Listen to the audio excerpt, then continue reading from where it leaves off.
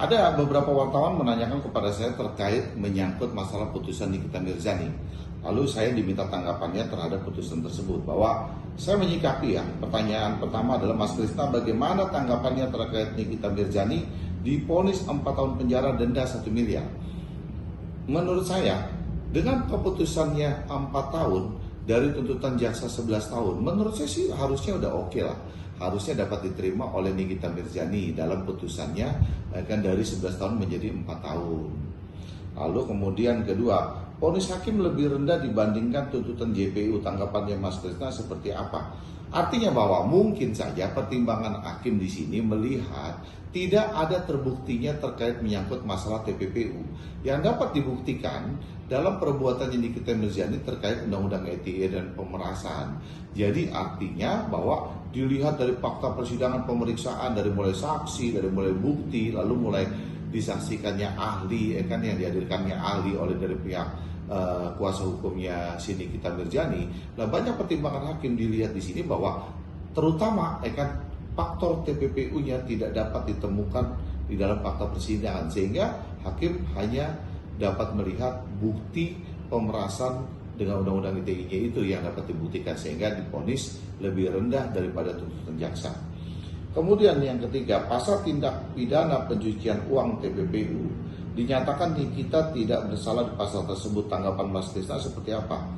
Pasti menurut saya artinya bahwa tidak dapat pembuktian Nikita Mirzani TPPU-nya itu seperti apa, bahwa uang itu digunakan menjadi tindak pidana pencucian uangnya itu sebagaimana, bahwa merubah asal usul TPPU itu kan tidak dapat dibuktikan oleh jaksa penuntut kepada majelis, kan seperti apa sih TPPU merubah asal usul? Misalkan contohnya kayak supir saya, supir saya tuh dia berapa sih gajinya, terus berapa bonusnya, berapa apa, tiba-tiba saya mengatasnamakan dari uang kejahatan, saya namakan supir saya. Misalkan tiba-tiba mobil A punya nama supir saya, mobil B punya nama supir saya, padahal kan penghasilan supir saya berapa? Berarti kan saya merubah asal usul, artinya mengkelabui daripada sebuah perbuatan. Misalkan saya punya saudara, dia tuh berapa penghasilannya dalam buka sembako gitu kan, berapa sih penghasilan, kan dapat dihitung. Tiba-tiba dia punya 2-3 ruko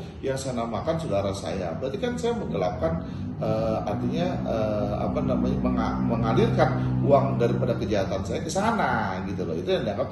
Tapi kan di sini tidak dapat dibuktikan oleh majelis hakim terhadap perbuatannya TPPU oleh Nikita Mirzani. Keempat, Nikita Mirzani berniat untuk banding terkait vonis 4 tahun, denda 1 miliar.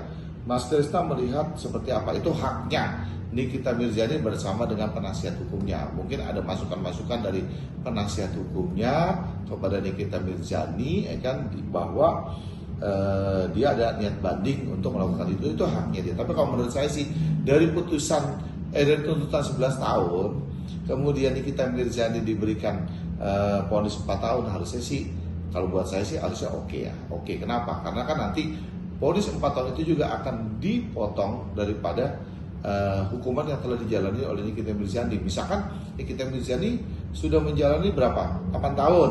Nah, dari 8 tahun itu kan 8 bulan, misalkan 8 bulan. Nah, dari putusan 4 tahun itu kan dipotong nanti, bahwa dari yang dia udah jalani 8 bulan, berarti kan sisanya 3 tahun lebih. Kemudian nanti sebagai hak terpidana dia akan mendapatkan hak-hak remisinya, misalkan seperti hari raya atau 17 Agustus atau ada hari-hari besar keagamaan, dia kan akan mendapatkan remisi-remisi lah atau yang lain-lainnya lah. Lalu kemudian dia selain daripada remisi, dia juga bisa mengajukan PB gitu kan, dia bisa mengajukan PB setelah 2/3 dia menjalani hukuman, dia bisa menjalani PB. Ya buat saya sih harusnya ya oke aja dengan putusan 4 tahun. Tapi kembali lagi bahwa itu haknya Nikita Mirzani untuk melakukan upaya banding, upaya banding. Kemudian yang kelima, bahwa Mail asisten Nikita divonis 3 tahun, denda 1 miliar. Tanggapannya seperti apa?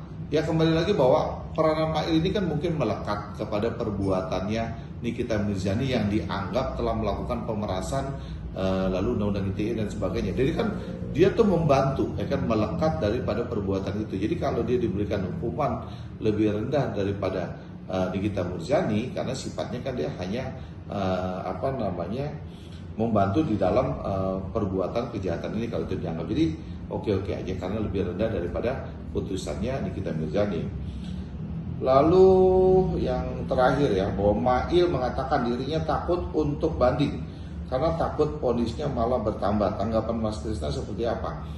Ya kembali lagi bahwa apapun itu, ya kan, kita mau banding, kayak dia mempunyai rasa ketakutan, kemudian dia mempunyai pertimbangan-pertimbangan yang lain, itu ya juga jadi pertimbangan haknya si Mail untuk dia mau rasa takut dalam banding. Karena dalam prosesnya banding itu nanti kan juga akan disidangkan lagi gitu loh, karena akan diperiksa lagi apakah sudah sesuai dengan putusan pengadilan negeri. Karena kan di dalam putusan banding itu nanti kalau majelis banding di pengadilan tinggi punya pertimbangan hukum yang lain, ya kan, dia melihat daripada putusannya dari PN berbeda, ya bisa saja ya kan itu lebih naik, ya kan, daripada vonis hakim di pengadilan negeri yang sekarang telah divonis, atau ya kan lebih turun bahkan bebas gitu. Nah, itu kan kembali lagi nanti daripada penilaian pengadilan tinggi itu aja. Jadi kembali lagi bahwa kalau Mail punya keraguan atau dia punya ketakutan, itu haknya Mail. Itu aja ya. Oke, terima kasih. Salam Krisnamurti.